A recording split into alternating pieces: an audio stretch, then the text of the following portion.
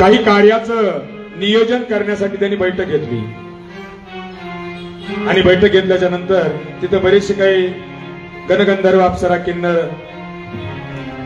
नवग्रह अष्टवसु देवगुरु बृहस्पती आपले हे ब्रह्मदेव विष्णू परमात्मा आणि शिवासह वर्तमान त्यांना बोलवलं आणि सभेचं आयोजन केलं. जसं सभेचं आयोजन केलं तसं सगळ्यांनी असणारी आपली हाजरी लावली. ज्याचे त्याला आसन दिले गेले. विष्णू परमात्माच्या आसनावर, ब्रह्मदेवाच्या आसनावर, शिव असणारा शिवाच्या उच्चासनावर आणि विराजमान झाले.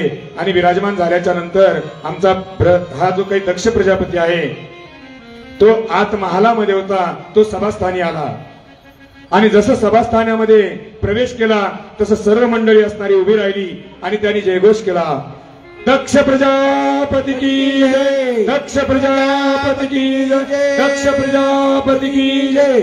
आणि मग ज्या वेळेला दक्ष प्रजापतीचा जय जयकार झाला त्यावेळेस दक्ष प्रजापती असणारा सगळ्याकडे पाहत होता. सगळे उठून उभे राहिलेले होते महाराज, सगळे उठून उभे राहिलेले होते. फक्त एकच तो नव्हता राहिलेला, तो माझा महानुभाव भगवान शिव. आणि त्या भगवान शिवाला जरूरत नव्हती महाराज त्या गोष्टीची. कारण का ज्येष्ठ व्यक्ती आला तर कनिष्ठ व्यक्तीनं उभं राहावं.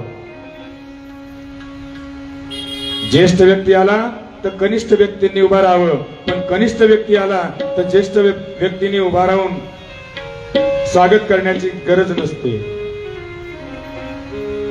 मग त्यावेळेला आमच्या दक्ष प्रजापतीनं आणि सगळीकडे पाहिलं आणि एक त्या शिवाकडे पाहिलं आणि सांगितलं, ए चांडाळा, लाज वाटत नाही तुला?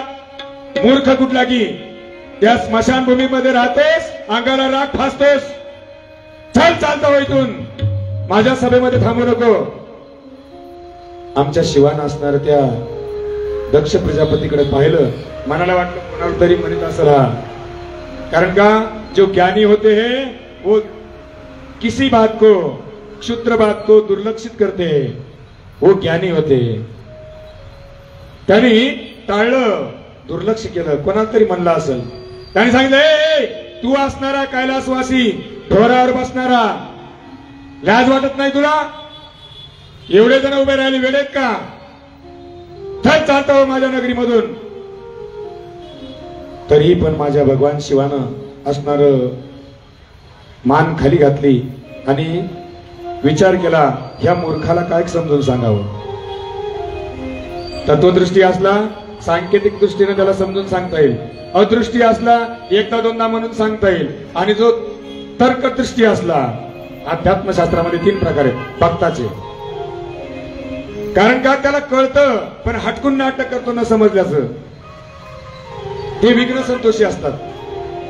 आणि अशा लोकांना काय समजून सांगा मूर्खायला. मनामध्ये विचार केला, मान खाली घातली. एक तर दुसरा विचार केला, जर याच्यासोबत मी आग पाखड करू तिसऱ्या डोळ्याची, तर हा माझ्या बायकोचा बाप आहे. हा माझ्या बायकोचा बाप आहे. दक्ष प्रजापती माझा सासरा आहे, श्वशूर. म्हणून शांत राहिला. खाली बघितलं, सांगितलं, ए चांडाळा, जटाधारी, तुला म्हणतो मी, समजलं का नाही? उठ, जाग्यावर उठ. माझ्या नगरीमध्ये आला, अक्कल नाही राहिली तुला,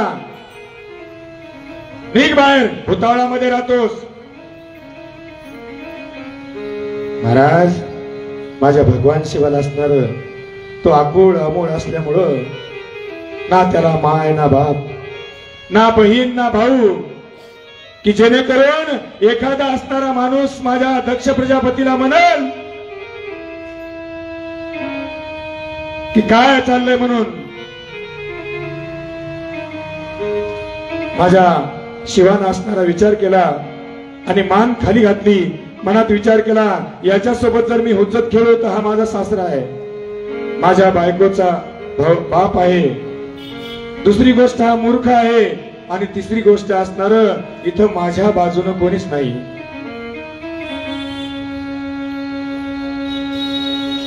आणि म्हणून माझ्या भगवान शिवानं असणार खाली पाहायला सुरुवात केली. तसं तसं माझ्या दक्ष राजाला अपमान वाटला होता. म्हणून सांगितलं, ए चांडाळा, तुला समजायला तयार नाही का? उठ म्हणतो मी आणि निघ माझ्या नगरीच्या बाहेर.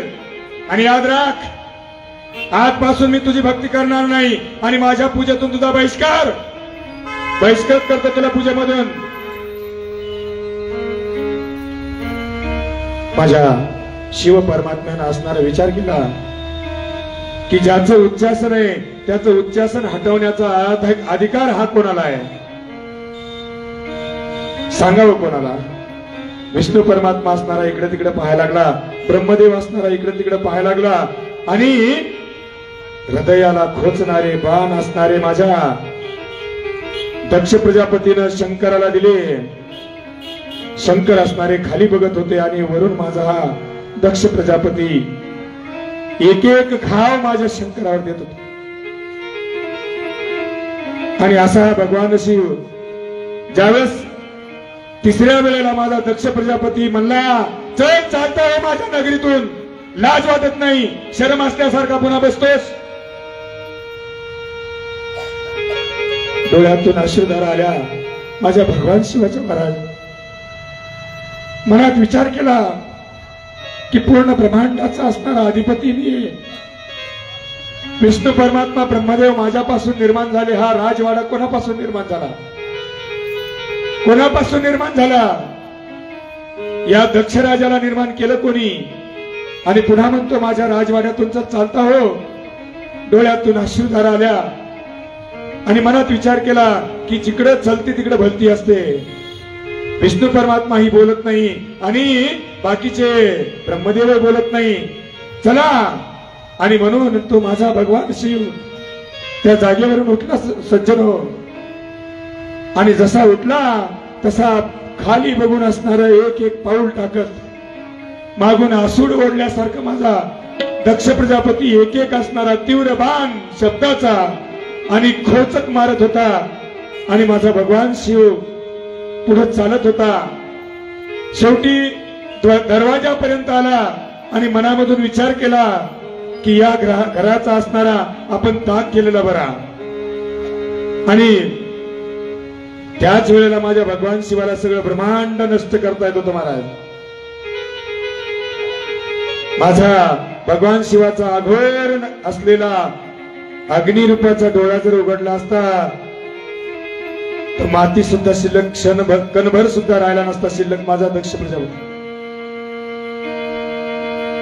जो ज्ञानी होते वो विपरीत बातों पे आणि दुर्लक्ष करते.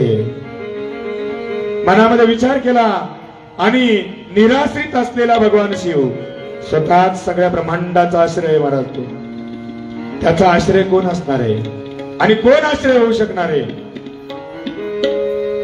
भगवान शिवानं विचार केला मनातून, जर इथं आपण भांडणतंटे कराल तर माझी पत्नी दुखावेल. आणि म्हणून एक एक पाऊल टाकत तेवढ्या सभेच्या बाहेर असणारा माझा भगवान शिवाला मनामध्ये उद्विग्नता निर्माण झाली की एका सासऱ्यानं असणारा माझा पूर्ण सभेमध्ये अपमान केला.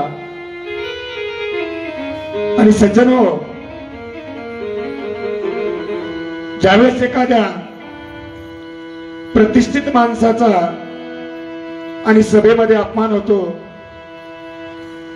त्यावेळेस त्या माणसानं एक प्रकारचं विष पेलेल्याचा घाव पडतो महाराज. किंवा इतकी उद्विग्नता निर्माण होते त्या माणसाला की एखाद्या वेळेस सुसाईड करावं असं. आणि माझ्या भगवान शिवाचा असणारा अपमान दक्ष राजानं जसा केला तसा एक अंगामधून आग निर्माण झाली आणि माझा शिव ती नगरी सोडून असणारे निघून गेले. मनामध्ये उद्विग्नता आणि त्या अपमानाची असणारी क्रोध रूपाने दहकता अंगावर रोमांच उभे राहिलेले होते. रक्त डोळे लाल झालेले होते. अंग थरथर कापत होते. मनात असं वाटलं होतं की तिसरा डोळा उघडून भस्मसात करावं सर्व, पण एक माया असणारी आणि आमच्या दाक्षायणी रूपाची ती असणारी दुःखित होईल म्हणून एवढं मोठं अपमानाचं असणारं विष माझ्या भगवान शिवानं गटगट पेलं सज्जनो. तरी पण त्या ठिकाणी प्रसन्नता वाटेना आणि म्हणून भगवान शिव आपल्या दाक्षायणीकडे न जाता एका टेकडीवर जाऊन ध्यानस्थ बसले आणि निरंजन समाधी धारण केली. जो उद्वेग आहे, जो क्रोध आहे, त्याला असणार शमन करण्यासाठी आणि निरंजन समाधी धारण केली. इकडे आमच्या दाक्षायणीने विचार केला की आज प्रभू का आले नाहीत, लवकर का नाही आले. पाहते तो शिव असणारे समाधीमध्ये बसलेले. मनात विचार केला दाक्षायणीने आणि दाक्षायणी गेली, समोर उभी राहिली, देवाचं नामस्मरण केलं.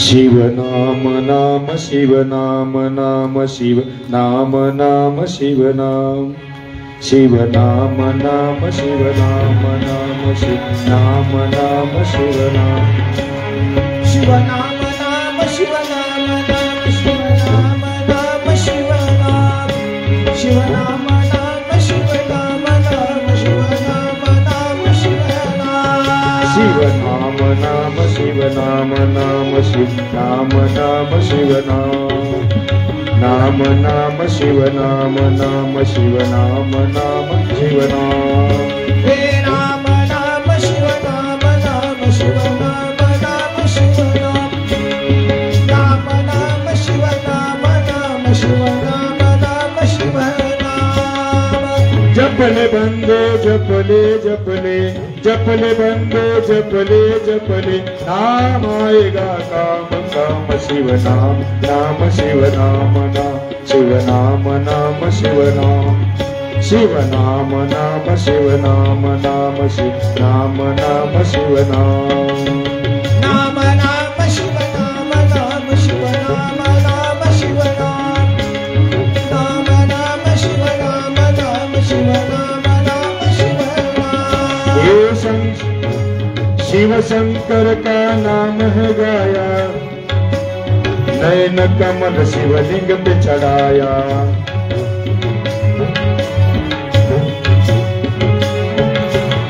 शिव शंकर का नाम है गाया, नयन कमल शिवलिंग पे चढ़ाया. शिव की भोले पूजा करते, शिव भोले की पूजा करते, दशरथ के सुत राम राम शिव नाम नाम शिव नाम नाम शिव नाम नाम शिव नाम शिव नाम नाम शिव नाम नाम शिव नाम नाम शिव नाम शिव नाम नाम नाम शिव नाम नाम नाम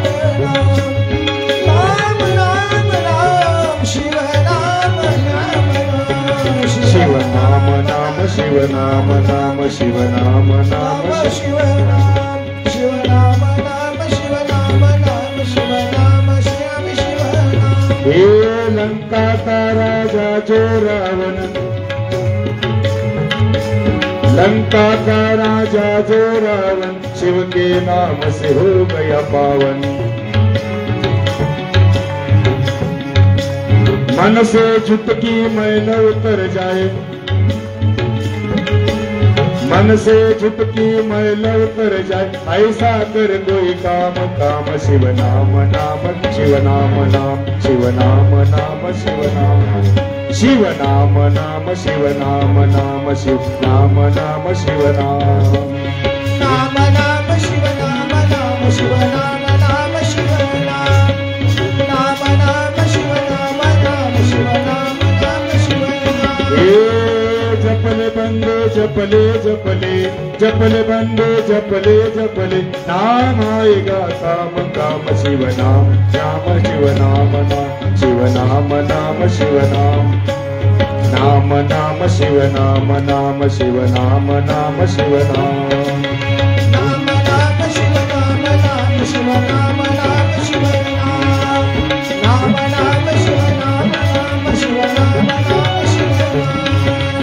नाम नाम शिव नाम नाम शिव नाम नाम शिव नाम नाम नाम शिव नाम नाम शिव नाम नाम शिव नाम नाम नाम शिव नाम नाम शिव नाम नाम शिव नाम नाम नाम शिव नाम नाम शिव नाम नाम शिव नाम.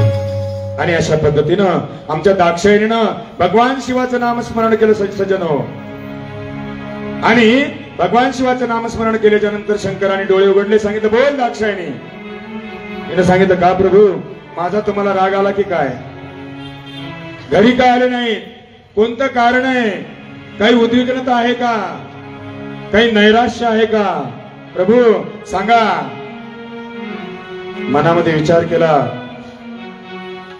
जर या ठिकाणी मी दाक्षायणीला सांगू माझं दुःख, तर दाक्षायणी एक चंडीचा अवतार धारण करून आणि सगळं दक्ष प्रजापतीचं राज्य संपून टाकील. हिला सांगणं नको म्हणून मनात विचार केला आणि सांगितलं, काय बोलतेस तू दाक्षायणी? मला आणि नैराश्य अजिबात नाही, काही चिंता करू नकोस तू. कोणती निराशता नाही, कोणती नाराजी नाही, उद्विग्नता कोणती नाही. आणि माझ्या मनाला वाटलं थोडस योग धारण करावा आणि म्हणून मी त्या योगामध्ये समाधीमध्ये विराजमान झालो. काही तसं काही मनामध्ये आणू नको. पांघरून टाकलं. अनुक्रमे इकडे दक्षराजा असणारा जो काही होता तो सुडाच्या भावनेनं पेटलेला होता. शंकरानं असणार आणि अपमान केलेला होता, सन्मान दिलेला नव्हता. म्हणून दक्षाच्या मनामध्ये जिद्द पेटली होती, रीस लागली होती, ईर्ष्या पेटली होती, ईर्ष्या. आणि आमच्या दक्षराजानं देवगुरु बृहस्पतीला बोलून घेतलं आणि सांगितलं, हे बृहस्पती, आपल्याला 1 वर्षाचा यज्ञ करायचा, मोठा यज्ञ कार्यक्रम करायचा. त्यावेळेस दक्ष प्रजापतीला देवगुरु बृहस्पतीनं आणि मुहूर्त काढून दिलं आणि त्या मुहूर्तावर असणार सगळे देव लोक बोलवले महाराज. दक्ष प्रजापतीनं एकटा शिव बोलवला नाही, त्याला बहिष्कृत केलं पूजेमधून. आणि शेवटी होम हवन चालू झालं त्या ठिकाणचं. ओम गणानान्त्वा गणपतिं हवामहे प्रियानान्त्वा प्रियपतिं हवामहे वसो मम निधीनान्त्वा निधिपतिं हवामहे वसो मम अहमजानि गर्भदं त्वमजासि गर्भदम्. ओम अग्नेय स्वाहा अग्नेय इदन्न मम. ओम महागणपते स्वाहा महागणपते इदन्न मम. ओम अग्नेय स्वाहा अग्नेय इदन्न मम. आणि मग या ठिकाणी स्वाहाकाराला सुरुवात झाली. 1 दिवस झाला, 15 दिवस झाले, महिना झाला, 2 महिने झाले, 4 महिने झाले, 6 महिन्यापर्यंत झाले. दक्ष प्रजापती आणि यज्ञ करत चालला होता. सगळ्या लोकांना तिथं आनंद देत होता, एकटा शिव सोडून. आणि अनुक्रमे 6 महिन्याच्या दरम्यान आमचा नारद आला आणि नारदानं सगळीकडे पाहिलं महाराज. सगळे आसन असणारे भरलेले होते, पण जे उच्चासन होतं माझ्या शिवाचं ते असणार खाली होतं. मनामध्ये विचार केला, इतके जण आले आणि हा शिव का नाही आला? काय कारण असलं पाहिजे? मनात विचार केला आणि आत्ताच्या आत्ता जाऊन विचारू आपण म्हणून मनात विचार करून निघाला महाराज नारद. तो थेट कैलासाला गेला आणि कैलासाला गेल्याच्या नंतर तिथं ओम नमः शिवाय ओम नमः शिवाय ओम नमः शिवाय. आणि त्या ठिकाणी नामस्मरण केलं. शंकराने असणारे डोळे उघडले. सांगितलं, बोला नारदा, कोणीकडून आगमन झालं? काय खबरबात ब्रह्मांडातली? त्यावेळेस नारदाने सांगितलं, सगळं व्यवस्थित आहे प्रभू,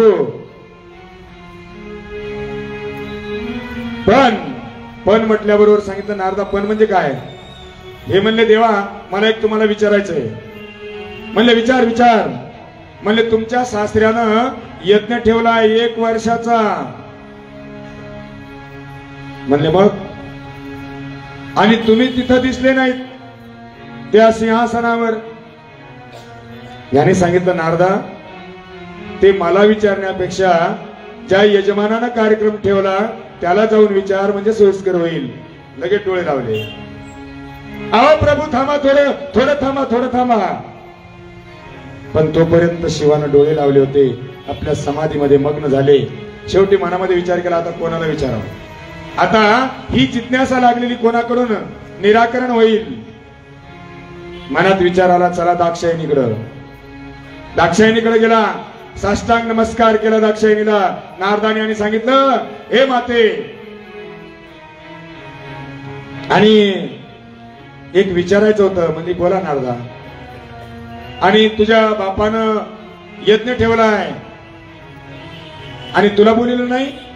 तिने सांगितलं का चेष्टा करताय नारदा माझी. तुम्हाला आज दिवसभरात कोणी भेटलं नाही का माझी दिल्लगी करायला, ती माझी दिल्लगी करायला. त्याने सांगितलं नाही माते, दिल्लगी नाही तर सत्य सांगायलो. तुझ्या पित्यानं असणारा यज्ञ कार्यक्रम ठेवलेला आहे आणि तुम्ही दोघंही पती पत्नी दिसले नाहीत आणि म्हणून जिज्ञासा वाटली म्हणून विचारायला आलो. तिने सांगितलं खरं बोलताय तुम्ही, माझ्या पित्यानं यज्ञ ठेवलाय. हो माते, तुझ्या पायाची शपथ घेऊन सांगतो मी खोटं बोलायलो नाही. तुझ्या पित्यानं यज्ञ कार्यक्रम ठेवलाय पण तुम्ही दोघं दिसले नाही. माझ्या मनाला विवंचना वाटली आणि म्हणून मी इकडे आलो. का नाही गेली तू?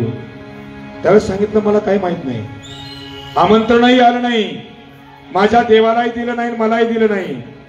तिने सांगितलं, नारदाने सांगितलं हे माते आता माझ्यापेक्षा तू सुज्ञेस. बरं माझ्यापेक्षा तू सुज्ञेस. जाऊ दे भगवान शिव समाधीमध्ये असतील एखाद्या वेळेला, पण तू सुज्ञ असताना तू समजून घ्यायला पाहिजे की तुझ्या बापाला 60 मुलीचा 60 किती. आणि दुसरी गोष्ट सामाजिक कार्यक्रम करायला काही ना काहीतरी चूक होत असते, लग्न कार्य असो काही असो. आणि मग तू समजून घ्यायला पाहिजे. दुसरी गोष्ट अशी आहे की तू त्यांची मुलगी असल्या कारणाने तुझा अधिकार आहे तिथं बापाच्या घरी. कशाचा? प्रॉपर्टी वाटून घेण्याचा. हा सज्जनो, ज्या बापानं हाडाचे काढ केले, ज्या बापानं हाडाचे काढ केले तुम्हाला जगवण्यासाठी, ज्या आईनं गर्भामध्ये तुम्हाला